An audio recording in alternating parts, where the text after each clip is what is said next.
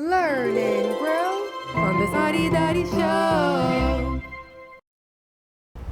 Do you want to learn how to swing all by yourself with no help? Let me show you how. Step number 1, hold the swing with your 2 hands standing up.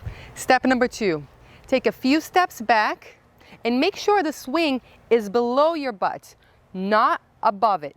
Step number 3, sit down, lift up your feet and allow the momentum to bring you forward. Now that you're moving, do the next step so you don't slow down.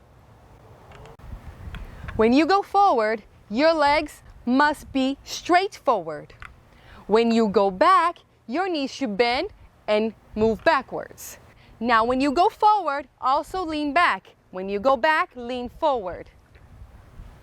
Lean back, straight legs, lean forward, bent knees. Lean back, straight legs, lean forward, bent knees.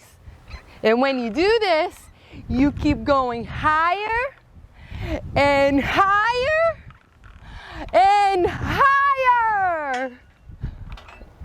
To slow down momentum, just stop doing that motion. Keep your legs nice and tight and the swing will slow down.